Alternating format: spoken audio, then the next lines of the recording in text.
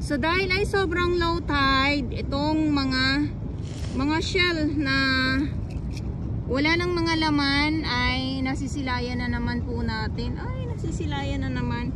Dahil nga po yan, dito lang yan sila nakakapit sa may geotextile. Ayun, kung mapapansin nyo na para siyang ano, ayan o. Ayan, dahil low tide po. Sobrang low tide.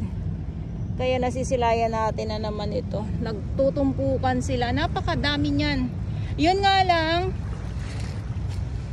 lang po ay wala lang mga laman ito ah. Wala nang mga laman. Or baka ganito talaga sila. Ayan na. Ganito talaga sila pag wala sa tubig. Yung low tide ay halaan.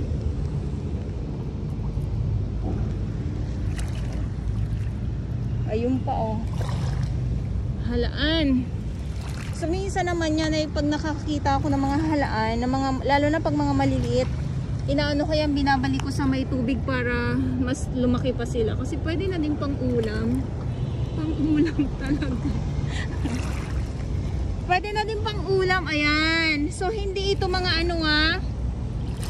Hindi ito tanim na mga shell or galing ng palengke na ikinalot lang po. Kailangan ba mag-aksaya ng pagod at oras? Bibili ka sa palengke tapos ikakalat dito sa dalampasigan ng Dolomite Beach. Ayan, ang dami, di ba?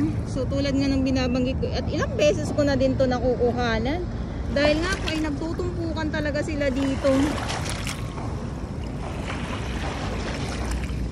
Dahil nga isa na din ay sobrang low tide. Dahil kung makikita nyo, ganyan din po. Ayan. Ayan. Mga tahong din po yan na mga maliliit.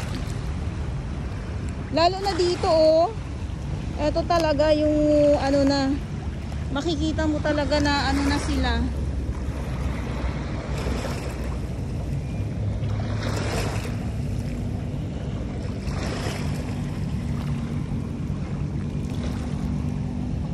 Wala nang mga laman.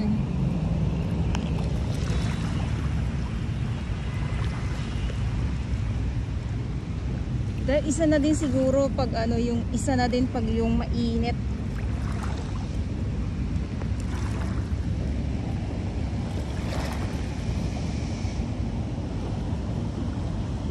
Diba, ang dami nila.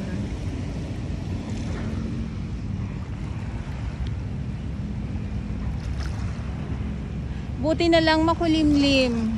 Pero pag ganito na makulimlim, yung mga isda naman po dito mismo sa may tabi ay hindi natin makita. Andyan lang sila, nag-ano lang, nagdidiwang lang sila kasi malinaw nga po ang dagat ngayon. So doon naman sa may Remedios, doon naman yung mga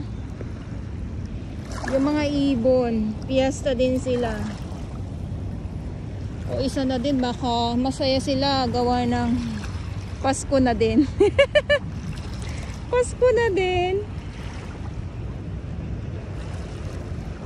Ayan oh. So dito tayo sa may sa may 500 meters ng Dolomite Beach po.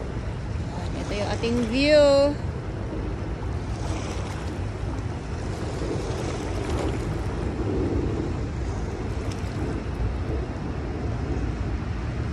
Good morning.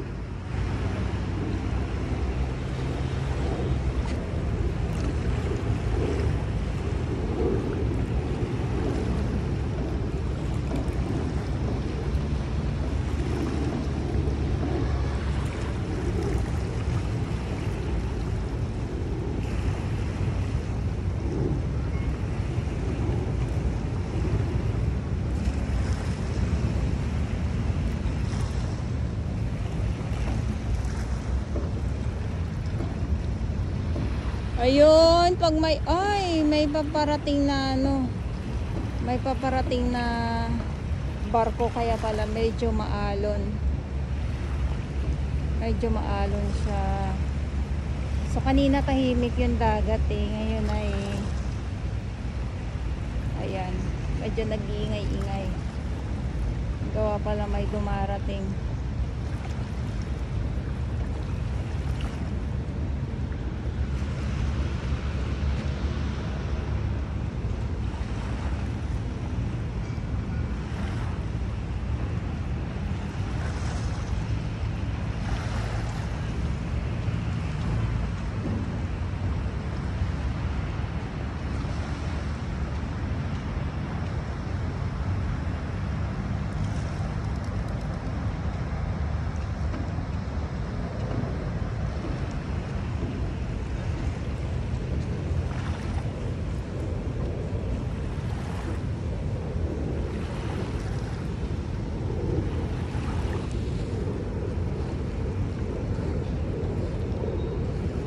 So yan, mga tahong pa din po yan.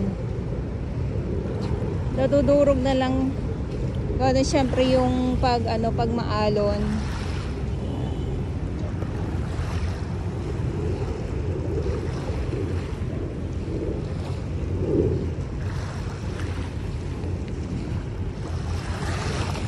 Aha.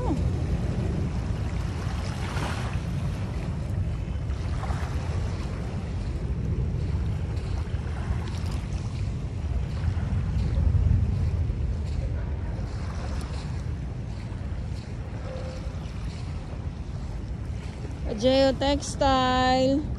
Yan na kung sana ay kinakapitan ng mga tahong or pugad ng mga tahong po. Itong geotextile. Ayan ha. Sa mga viewers ko, sa mga hindi po nakakaalam.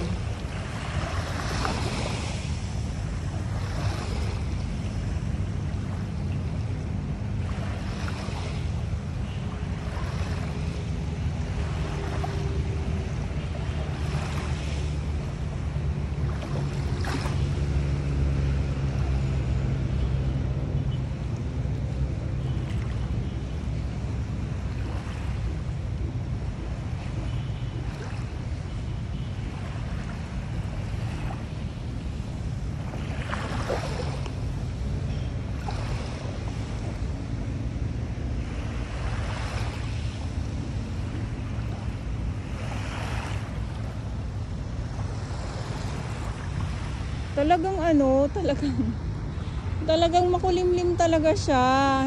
Hindi man lang nagpakita ang sunrise kanina. Sunrise, sorry naman. Kasi nga, maaga nga ako nagising. At sabi ko, maaga ako mag-update sa Dolomite para hindi naman laging hapon ang update ko. Kasi kahapon, buong maghapon, ang ganda ng panahon dahil ay tirik na tirik ang araw. Kaya sabi ko, ngayon, ganun din ako. Kanina pa lang pagising ko, palyado na. palyado na ang sunrise, hindi ko masisilayan. Kasi as in talagang makulimlim po siya. Pero thank you Lord pa din. Ayan.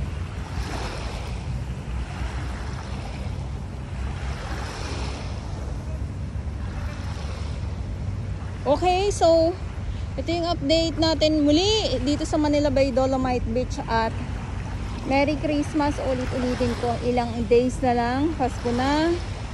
At New Year na din po. So, malapit na po ang 2025. Ang bilis ng panahon. At dito naman ang ating mga MMDA. Ayan, so yung truck ng MMDA naghahakot na ng iilan lang naman ito ng mga nasasako ng mga kalat. Andyan ngayon.